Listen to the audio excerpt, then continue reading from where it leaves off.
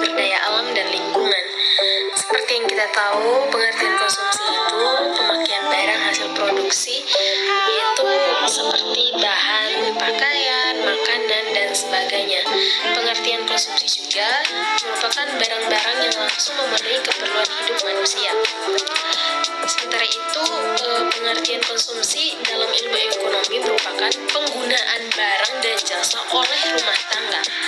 Studi tentang perilaku konsumsi ini peran sentralnya dalam ekonomi makro dan mikro. Konsumsi juga adalah salah satu tujuan dari semua produksi. Membuat tujuan konsumsi sangat mempengaruhi seluruh kegiatan ekonomi. Mungkin seperti yang kita sudah tahu, teori konsumsi yang paling utama tujuannya itu untuk memenuhi kebutuhan manusia. Oleh karena itu, fungsi teori konsumsi juga yaitu untuk menentukan suatu kurva yang menggambarkan sifat hubungan di antara tingkat konsumsi rumah tangga dalam perekonomian dengan pendapatan nasional atau pendapatan disposable perekonomian tersebut. Persamaannya dapat dilihat dari fungsi konsumsi ialah C besar sama dengan A kecil ditambah BY, di mana A adalah rumah tangga ketika pendapatan nasional adalah 0, B adalah kecondongan konsumsi marginal, C adalah tingkat konsumsi, dan Y adalah tingkat pendapatan nasional. Ada dua konsep juga yang dapat mengetahui sifat hubungan antara pendapatan disposable dengan konsumsi dan pendapatan disposable dengan tabungan, yaitu konsep kecondongan mengkonsumsi dan kecondongan menabung. Kecondongan mengkonsumsi juga dapat dibedakan menjadi dua, yaitu kecondongan mengkonsumsi marginal dan kecondongan mengkonsumsi rata-rata. Dan oleh karena itu, teori konsumsi ini pada dasarnya ada juga campur tangan dari perilaku konsumen, yang dimana pada dasarnya mempelajari mengapa para konsumen berperilaku seperti yang tercantum dalam hukum permintaan.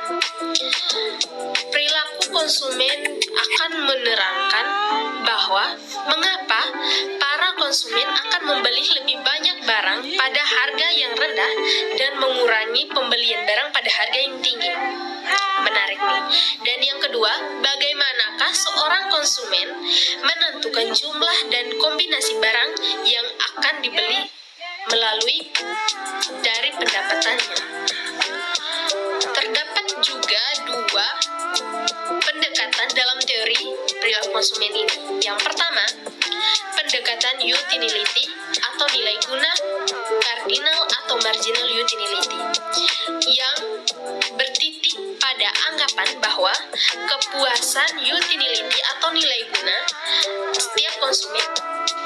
Terdapat dua pendekatan dalam teori perilaku konsumen ini, yaitu yang pertama, pendekatan utility atau nilai guna, cardinal atau marginal utility, yang dimana bertitik tolak pada anggapan bahwa kepuasan utility setiap konsumen dapat diukur menggunakan uang atau dengan satuan lain, yang dimana satuan lainnya ini bersifat kardinal, seperti kita mengukur volume air, panjang jalan, atau berat sekarung beras. Yang kedua, pendekatan utility ordinal atau kurva kepuasan, yang dimana bertitik tolak pada anggapan bahwa tingkat kepuasan konsumen dapat dikatakan lebih tinggi atau lebih rendah tanpa mengatakan berapa lebih tinggi atau lebih rendah utility yang bersifat ordinal. Oke, baik. Utility atau nilai guna itu sendiri adalah kepuasan yang diperoleh seseorang dari mengkonsumsi barang-barang. Untuk menjelaskan perilaku konsumen dalam memenuhi kepuasannya, digunakan anggapan dalam pendekatan pendekatan marginal utility seperti yang pertama, utility dapat diukur dengan uang atau satuan lain. Yang kedua, berlaku hukum Gosen. Dan yang ketiga, konsumen selalu berusaha mencapai kepuasan total yang maksimum. Nah, karena oleh atas dasar anggapan ini, ketiga anggapan ini, selanjutnya kita harus memperhatikan perbedaan antara total utility dan juga marginal utility. Total utility di sini sendiri adalah jumlah seluruh kepuasan yang diperoleh dari mengkonsumsikan sejumlah barang tertentu. Sedangkan marginal utility sendiri di sini pertambahan atau pengurangan kepuasan sebagai akibat dari pertambahan atau pengurangan dari konsumsi satu unit barang tertentu. Baik, di sini saya akan menjelaskan mengenai teori produksi. Produksi adalah suatu kegiatan yang meningkatkan manfaat dengan cara mengkombinasikan faktor-faktor produksi kapital, tenaga kerja, teknologi, managerial skill. Produksi merupakan usaha meningkatkan manfaat dengan cara mengubah bentuk from utility, memindahkan tempat atau place utility, dan menyimpan atau store utility. Sistem produksi adalah berkaitan dengan komponen satu yaitu input dan komponen lain yaitu output, dan juga menyangkut prosesnya terjadi interaksi suatu dengan yang lain untuk mencapai satu tujuan. Komponen input meliputi tanah, tenaga kerja, modal atau kapital, manajemen, energi, informasi, dan sebagainya yang ikut berperan menjadi komponen dan bahan baku dari suatu produk. Komponen output adalah barang dan jasa. Komponen proses dalam mentransformasi nilai tambah dari input ke output adalah pengendalian input, pengendalian proses itu sendiri, dan pengendalian teknologi sebagai upaya umpan balik dari output ke input. Upaya umpan balik ini adalah dalam rangka untuk menjaga kualitas output yang diinginkan sesuai harapan atau expectation produsen. Keterkaitan pada sistem produksi mempunyai sifat atau struktural maupun fungsional. Dimaksud struktural yaitu meliputi tanah, tenaga kerja, modal, dan sebagainya. Sedangkan fungsional meliputi perencanaan, pengorganisasian, kontrol, pengendalian, dan sebagainya yang berkaitan dengan manajemen. Arti lain dari produksi yaitu suatu yang dihasilkan oleh suatu perusahaan, baik berbentuk barang atau goods maupun jasa atau service dalam suatu periode yang selanjutnya dihitung sebagai nilai tambah bagi perusahaan. Kemampuan suatu organisasi dalam menghasilkan produktivitas yang tinggi artinya memperlihatkan kemampuan manajer bagian produksi dalam mengkoordinasikan seluruh elemen yang ada dalam usaha mendukung terbentuknya produktivitas. Dan produktivitas yang baik adalah memiliki nilai jual di pasar. Menurut John Kedrick, produktivitas sebagai hubungan antara keluaran atau output barang jasa dengan masukan yaitu input berupa sumber daya manusia atau bukan yang digunakan dalam proses produksi. Fungsi produksi selalu dinyatakan dalam bentuk rumus, yaitu Q sama dengan fungsi K L R T, di mana K adalah jumlah stok modal, L adalah jumlah tenaga kerja, dan ini meliputi berbagai jenis tenaga kerja dan keahlian keusahawan. R adalah kekayaan alam dan T adalah tingkat teknologi yang digunakan, sedangkan Q adalah jumlah produksi yang dihasilkan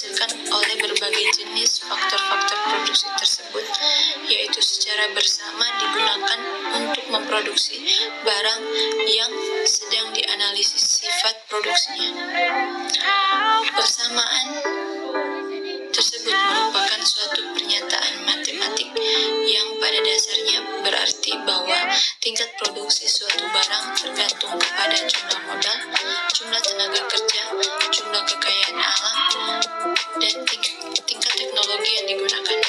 Secara matematis, fungsi produksi dapat ditulis Q sama dengan fungsi K, L, X, Y, di mana Q merupakan output, K, L, X, dan Y merupakan input, yaitu kapital, tenaga kerja, bahan baku, keahlian usahawan. Fungsi produksi menggambarkan hubungan antara input dan output.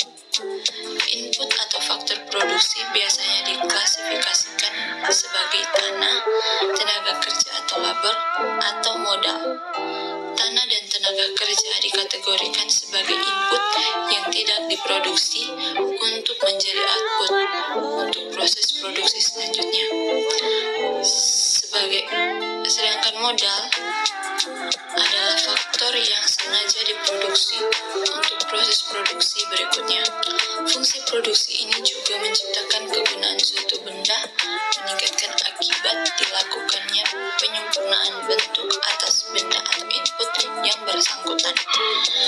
Tentu saja dalam operasi perusahaan, fungsi dimaksudkan tidak dapat berjalan sendiri-sendiri, melainkan harus bersinergi antara yang satu dengan yang lainnya sehingga secara bersama-sama mampu menghasilkan manfaat yang optimal.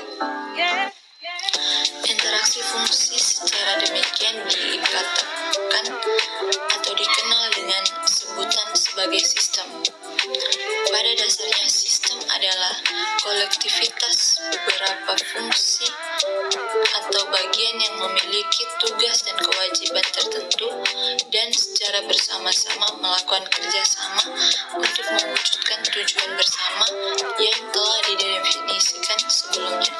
Secara umum, fungsi produksi ini terbangun atas 4 elemen subsistem, yaitu subsistem masukan atau input subsistem proses atau conversion of processing subsistem, yang berikut subsistem keluaran atau output subsistem, dan subsistem umpan balik. Faktor-faktor produksi.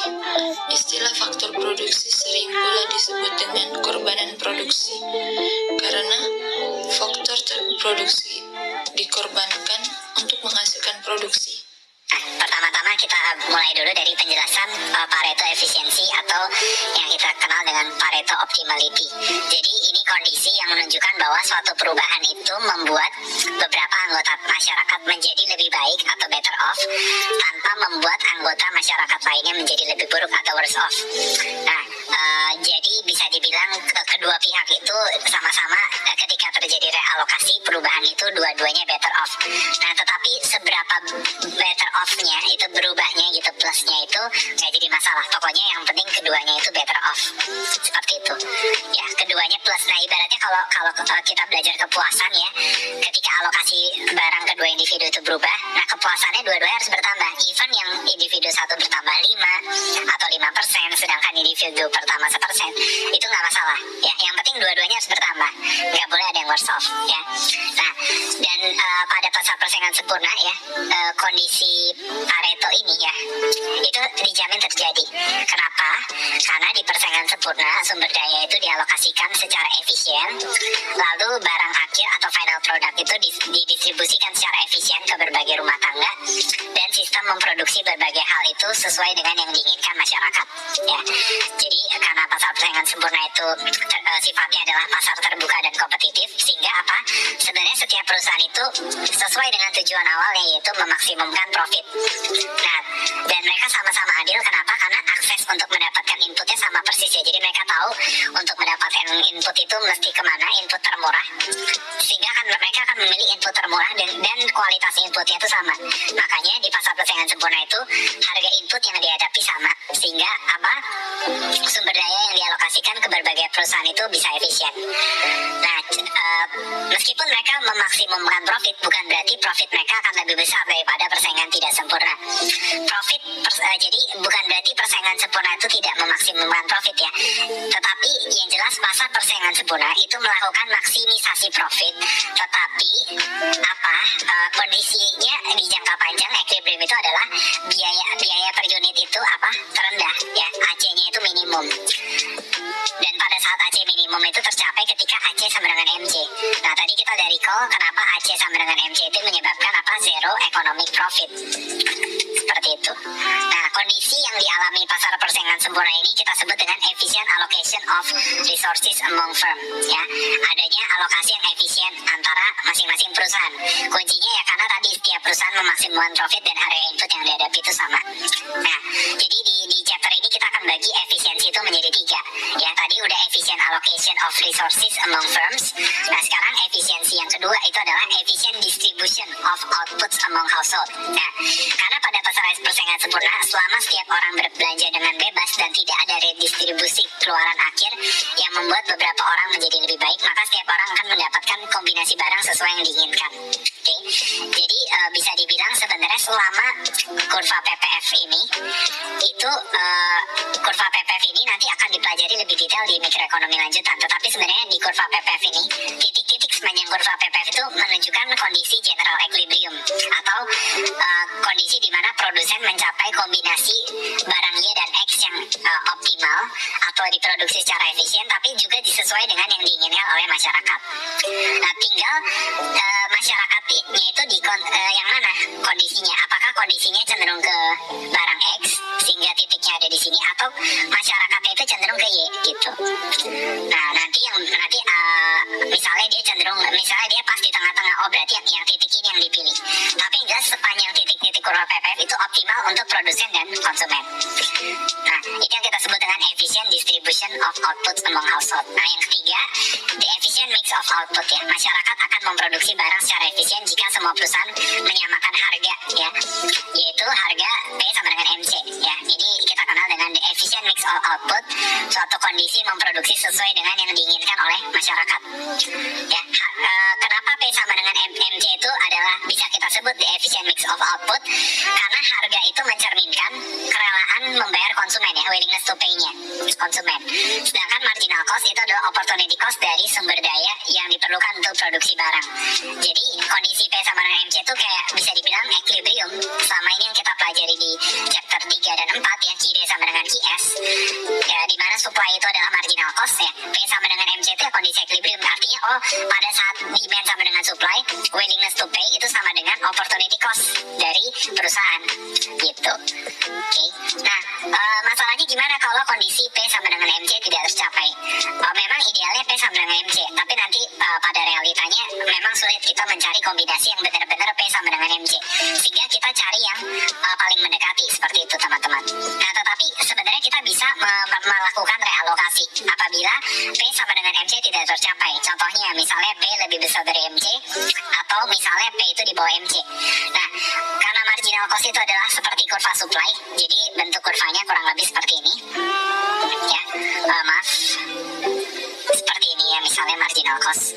Nah, maka kita bisa lihat kecenderungannya itu dia di sini misalnya shutdown point. Nah, ini slope-nya positif, jadi marginal cost itu sama seperti supply.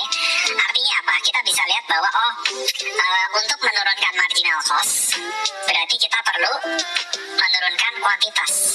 Untuk meningkatkan marginal cost kita perlu meningkatkan kuantitas. Artinya ada hubungan yang searah antara marginal cost dan kuantitas. Maka ketika harga di atas marginal cost, supaya P sama dengan MC tercapai adalah seperti apa?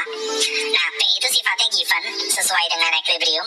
Marginal cost itu yang bisa kita kontrol sebagai perusahaan ya. Misalnya angka 9 lebih besar dari 8. Nah, 9-nya nggak bisa diubah. Berarti supaya jadi sama, 8 ini perlu kita naikkan jadi supaya 9 sama dengan 9 itu tercapai. Berarti saat P lebih besar dari marginal cost itu perlu ditingkatkan dengan cara apa? Dengan cara masyarakat itu memproduksi lebih banyak barang, seperti itu. Nah, berarti kalau P di bawah MC, sebaliknya masyarakat harus memproduksi lebih sedikit barang, sehingga kondisi P sama dengan MC ini bisa tercapai.